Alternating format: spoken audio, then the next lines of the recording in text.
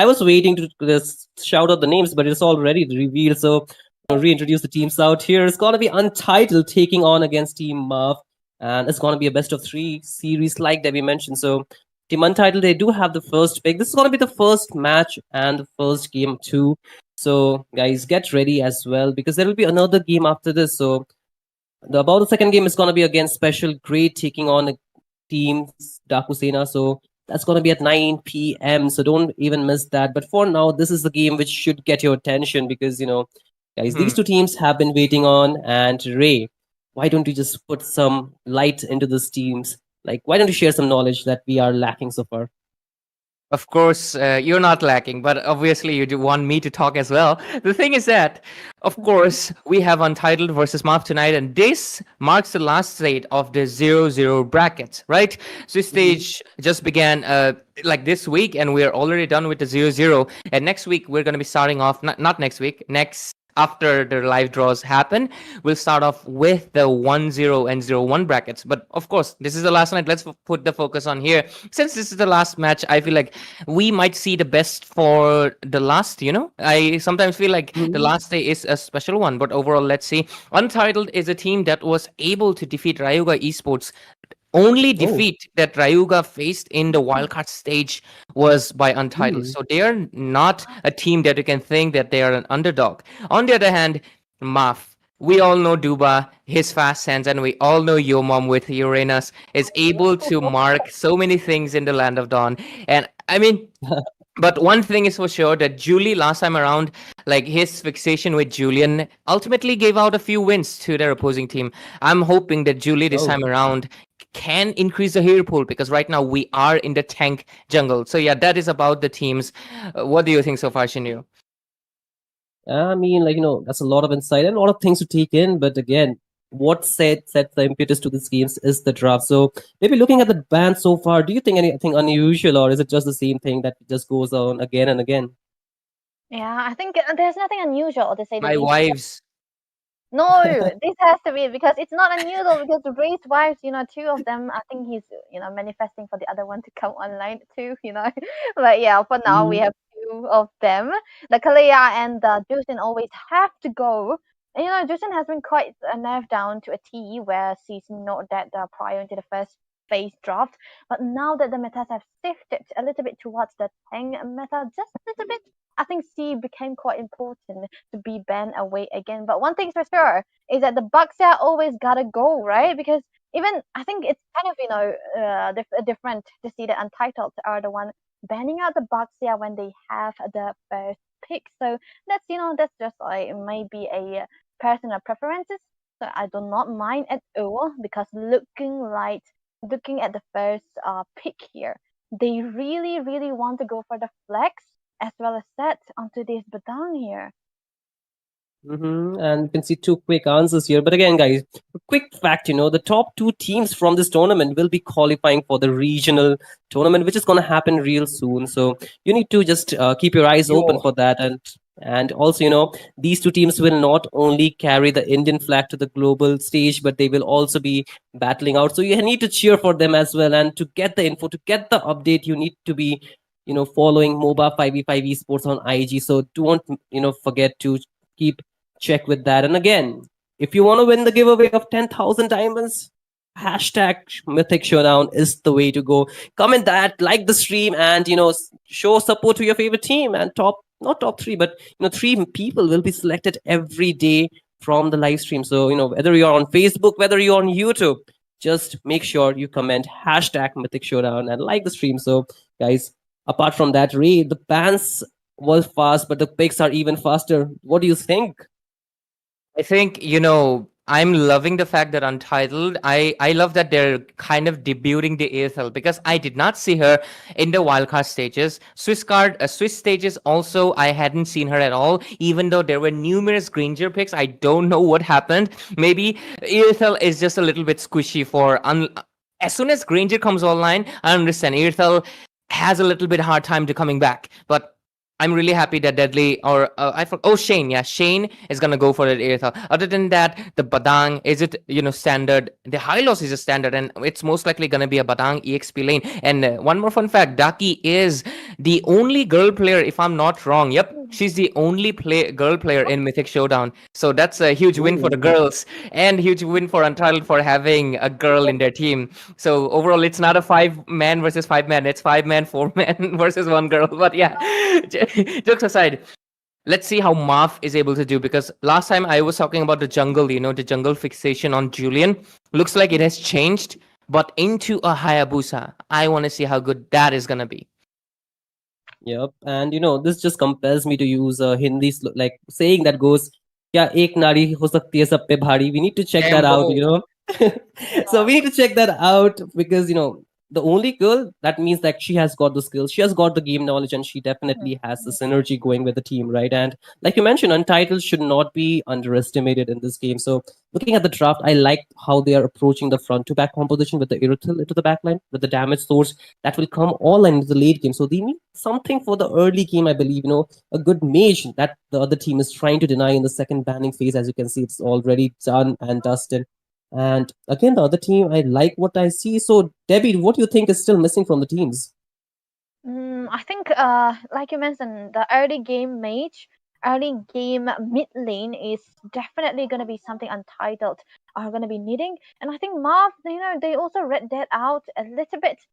Because the Sicilian band, even though it's not an early game mate, it's definitely a comfort pick for Miss Darky here, obviously. And yeah, Yes. the Louis too, right? The Louis is like the early game mates that you're gonna be needing. You're gonna be having all that kind of CCs into the level 2 already. So I think they read this quite well. But then we cannot forget though, one thing is this Duba, he got his hands on the Harris. So this is not gonna be just another Harris. It's gonna be Duba's Harris. So I think it's gonna be very interesting. But look Ooh. at that, the direct counter for the Harris that we haven't seen being picked up because it's always been the Fanny, man. Oh my goodness, Fanny is gonna be flying around. They read a lot of things, but they did not read the Fanny quite so far. And I feel my friend Ray might be really excited to see this Fanny flying around in the land of dawn, isn't it, Ray? Absolutely. I'm really like, I think this is also no, this is actually the second time. And guess what? The first time the Fanny was picked, it was in wildcard stage by none other than Kai Miku. This guy loves to pick up the Fanny as his, you know, Ooh. out of pocket pick. Yeah, out of pocket pick. He can go for tank junglers, but this Fanny is something that I feel like moving forward, all the Swiss stage teams, they have to keep this in account. If they're facing against Untitled, you cannot go without a hardcore CC. Right now, they do have. I feel like they only have the phobias, honestly. Other than that, Belleric, exactly not the most Fanny counter thing, right? So let's see Mhm. how it goes. Other than that, the Farsa, the Harith, the Hayabusa, I feel like all of them are self-explanatory, but how they are gonna interact with each other is gonna be the main key factor. But I'm really excited to see the green mid lane, which is gonna be the Belleric and Faramis, right? That overall, and Mhm. hey, this is June 5, isn't it? Like they're going for all green. Good for Maf. Between five, yeah. Yep. And with the game already rolling, it's your time to enhance the game with your voice, with your casting. So why don't you guys take it away? And I just take a little bit break for a while. Of course, of course. Thank you, Shinryu, for that banger introduction. Back, like all the way back in the first intro, of course, and giving us insights into the draft. But, ladies and gentlemen, welcome to the game number 1, and we're heading straight into Maaf versus Untitled. This is game number 1 into this best of 3 series Swiss stages, and let's see how both of these teams perform. First day of the Swiss. Let's see how both teams do. I'm the caster, Ray. Joining me is, of course, the gorgeous lady Debbie, and just as I speak, Joker immediately falls down. Joker, he does not joke around, and I think this is such an important kill that to get into the first few minutes of this game, very, very definitely going to be important. The rumor taken down so early on, and one thing for sure is that he's not going to be having the revitalize another 30 seconds. That's going to be something that Maaf will be using to their advantage, right? But a bit of a change up into rotation wise as well, because we are actually very familiar with what Julie does on those Julians, on those heroes that he's got his hands on, but now he got a little bit more mobile, more equipment ready heroes onto his hands. But look at bot lane though. Bot lane already, we see some action and Yo Mom trying to survive, but he actually was able to do so because he took Kaimiku. On the other hand, instead, oh my god, the abundance of crowd control. And who could have seen a Relic and a Faramis would be winning out the lane. Overall, a complete disaster for the hands of Untitled as they face their unvictory. No, that is not a real word. I made it up, but yeah, in the team fight. And lose out the turtle as well. Oh, what is that retribution, Julie? Yeah, it's just another day in the tournament lobby where your mid laner, just a little bit greedy, But yeah, I think Julian to the Hayabusa is gonna be a very great start because one thing I wasn't sure about the first star pick was they picked the first star into the Hayabusa, right? So she's gonna be very very careful on how she positions herself because if he just lands the saddle Julie, I think for the first 3 minutes that we have seen his performance, it's actually going to be a good Hayabusa we're going to be seeing too. So Daki has to be very careful. She is not going to be having the perfect amount of time to have her ultimate in a perfect position as well. So the front line here, Joker, I think he will always have to be careful when he dives in. But look at that, Daki. Almost got caught out here, but overall, Hayabusa doesn't have the shadows anymore, but there comes the Faramis. But, oh, the burst coming in as well. The feathered S-Strike, a complete revenge kill. Daki was able to secure it. That was a really precise team fight. But, of course, Senju in the early game as well. Oh, they are not stopping because Barang comes in with the fisting. And so comes the Wrath of the Dryad. And they're trying to dish out the damage, almost trying to take out, but don't have enough damage to dish out. But, oh, Fanny looking for the cleanup. Just doesn't have the energy, nor the ultimate, no resources to go in. Yeah, I think this is going to be a very bad game for the Fanny here at the start because when you are against a Hayabusa, right, you just want to have that level lead, but then it's just an assassin versus assassin. So I think Kaimu has to try him out, but Booba, top lane.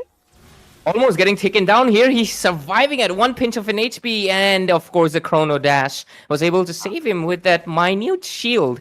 But I feel like Shane could have went in a little bit deeper, but maybe seeing the Zaman force, there was a little bit of hesitance, and because of it, they did not secure a kill. But forcing a recall in the early game, nah, they're not gonna lose out minions either. There comes the turtle. Love the graphics over here. Yeah, I was actually flabbergasted by that. I kept watching onto the turtle, but then again, it's gonna be a great start, a great turtle for the side of Team Maaf here because look at your mom diving in. Your mom dives in quite deep into the backends, wants to push in. Infernal Pursuit, Wrath of the Dryad as well, but Fanny will fall in. Julie secures a turtle for himself right now, but caught in a rock in a hard place. Deadly is dead. Wow, much surprise. Wow. He's just, he's just giving the back shots of his own name. So I think this is gonna be back very shots of his own name. Yeah. Great phrasing here, Debbie. If you can say unvictory, I could say that too, right? Yes, definitely. That works. We make our own, right? So yeah. Talking about making our own, I think bot lane is gonna be owned by Mr. Duba here. He does not have the mana, so the recall is a must for him. But yeah, he got the kill. But look at Zane though. I think he got an insane amount of damage, but I also think that he may be able to defend it. I think he has the Ugi Shadow kill, so there's not going to be any issues. But Hayabusa, what is that move? He actually survives it, or no? The Hylos is chasing him down, but the Wrath of the Dryad comes in defensively, forcing the Hylos to go back. The Irithel did not follow up.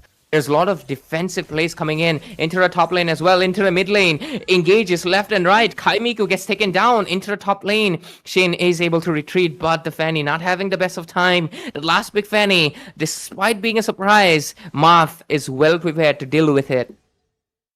Yep, that's a very, very good thing coming out from Maaf here. I think into the mid side area, right when the top lane skirmishes was happening, Daki was taken down to the mid lane, which is considering no Hayabusa was there, but she was taken down. So this means that the forward, your mom here, he's not on the Uranus, but he's on the forward. He jumps a lot, but look at his demand force. I think they're not gonna go in. They do dish out a lot of damage. Shane is 80% HP, lost out, but overall they have lost the top lane as well as the bottom lane. Even the mid lane is basically surviving at a thread or maybe a rope, whichever you like, because the weight might be a little bit too much. Let's see. They are going in for the invasion as well as the turtle spawn in. Even mid lane turret is also gone. With the zone in coming in from the feathered airstrike, they're trying to secure it, but can they? The Infernal Pursuit comes in, Turtle secured, shield input. No skills popped in yet, but there Wrath of the Dryad comes in, taunting the high lows. The horse might be the first. Oh my god, Your Mom going so deep, but right now, okay, not enough damage. Your Mom buys the Radiant as well. So basically, the Farsa is not going to be a threat, neither the high lows anymore. Look at the Yeah, itemization, DB. okay, man. Jusin's husband. Yeah, because the radiant armor is such a good item to build at the start because I think he just thinks that there's not gonna be enough damage on Kamiku onto this Fanny as well because he's been taken down quite a lot. I mean, 3 is a lot, right? Onto a Fanny when you want it, you want the early game snowball going. So Daki is the only one who's gonna be a threat for him. So I think this is also the reason why he took it. But one thing's for sure that it's gonna Duba. He's got an interesting build part here. He got the leather jerkins. I think it's just just to protect himself from the Fanny if he just try to go in. But then again, he's gonna be having a good lead in comparison to Shane, who's got 2 builds already. But I think it's not that costly enough in comparison to what the Harry is gonna be building. He can go for the Feather of Heaven, the Sternum side now, and the next is gonna be the Holy Crystal, and that is gonna be the Power Spike for the Harry. And I think Untitled, they have to do something about this. They need to have a response. They need to make their full potential use of their Fanny. But bot lane though, Okay, a lot of damage being popped in, but there's the Nether Realm with the survivability. Wrath of the Dryad popped in as well. Senju forced to retreat, but okay, Your Mom going deep again and again. He's really, but right now he needs to go back, and they do. They take down Joker and actually make a trade, not losing any members each time, each fight they survive. But Fanny wants to come in for the clear up. Deadly wants to provide a little bit of the zoning. The fisting not coming yet, but Kaimiku with that Malefic Roar is able to secure a kill onto Your Mom, finally taking him down 217, but PD still 207 and the Harith 104. They still have priority targets they gotta take down, but the Lord has spawned in. Oh, look at Daki, might be taken down here. Oh, sliver of 1 HP. Julie, he also knows he cannot stay for too long, forced to retreat back. I think at this point Julie is such a threat here because 314. I think he died 1 time, but he already got the Hunter Strike as well as the BOD, which is a very, very expensive item. And if he can get his hands in the second part, it just means that he's going to be such a threat onto the backlines. And I think this is the sole reason why the first hasn't been used to that much of a potential as well. And Kaimku onto this Fanny, I think he just got 1 kill, right? Onto the Phobius, onto your mom. He was like, yeah, enough jumping around, let me kill you just once, at least once. And I think this is the only kill that is going to be securing as of now because the Lord is already taken down by the side of Maaf here, and they really try to look for fights. Yeah, overall, I feel like the item spike and the gold difference is coming in, but Irithel with the damage dishing out. Nether Realm popped in a little bit early, as well as the Glorious Pathway. Oh, that was from Joker. Right now, a few resources being used up left and right. Julie looking for a window to go in. The angle is there for him to charge in, but he doesn't want to make any silly mistakes. Wrath of the Dryad comes in, and so does the Zaman Force, as well as the Infernal Pursuit. But so far, they're hesitating. Daki with the ultimate in the mid lane, but will get taken down immediately. The fisting doesn't land onto the proper walls. That is not the second skill of the Badang, it's the walls of the turret. But overall, was not able to stun any targets. Fanny trying to dish out some damage and clear out the lanes. And they, okay, they're trying to take down PD, who's stuck between the walls and rock in a hard place, literally. But he's still on 1 HP. Will finally get taken down by the damage coming in from Joker. But Joker will also pay the Trump price. And right now, Fanny, Kaimiku, the only one left standing. The top lane turret is going to be gone in a second as well. 1 minion left. But Farsa comes in with a feathered airstrike, able to clear out Reigns. And they defend the base at a cost of many. Yeah, at some point I thought with Saint just trying to use the Queen's Roar and the damage that he dished out, and even to the point that he was baiting out the nether realm, I thought that it was like, easy defense onto the turret as well. But then again, Julie happened, right? Julie, the Hayabusa happened again. So this is just a farm of Hayabusa. He's got a lot of potential in him. He's got a lot of damage in him as well, and he dive in into the back line onto Shane and just kill him with a shuriken. I think this is gonna be a very big problem for the side of Untitled. They have to find a reason to try to shut down this Hayabusa again, but we cannot forget that this is a Hayabusa and a Harris combination. They have so much and so much of a high kill pressure, and not to forget they have a lot of snowball going on for them. They have a lot of gold leads, and their damage, it's gonna be so hard for them to handle. So at this point, Untitled, I think, just do the housekeeping, man. Victoria housekeeping here, but 3 to 14, 9,000 goal lead. It just kind of speaking volumes that Maaf is deserves to be in the Mythic leaderboards for a reason, because Untitled, yes, you were able to dominate in the wildcard stages. You were able to defeat the undefeated wildcard team Ryuga Esports, but you're into the big leagues now. You're facing a real mythical leaderboard team, and the disparity is just there, 3 to 14, and so far this is going to be the second lord, and this might just be the end. The Harris zoning it out as much as possible. Julie is the main focus. He wants to go in. There comes a Oogie Shadow kill. Fan immediately gets decimated, but there's the zoning out coming in. They don't have the jungler anymore. They need to retreat. They need to go back, and that's a go signal from Maaf. They want to go in. They want to take down Joker. They all have already taken down Daki and Kaimiku. They're not going to be stopping. Irtal dishing out the damage, but she almost gets annihilated, and she does so. Chrono Dash's basic attack jumps in. Only one member left. Deadly will also be dead for now. They do lose one member, but they knew that this fight is something that they can take on. Full 5-man wipeout. The Lord hasn't even arrived, but they will take the base, securing the game number 1 in a swift and clean game. I think Ray. I think this is such a a good thing to do for Untitled, because if they do not contest, they will surely lose anyway. It was just a plan that they have to make. We contest this or we lose it. Sooner or later they were gonna lose it, so they were just trying to take their chances, right? So very understandable. But what do you think, Shinru?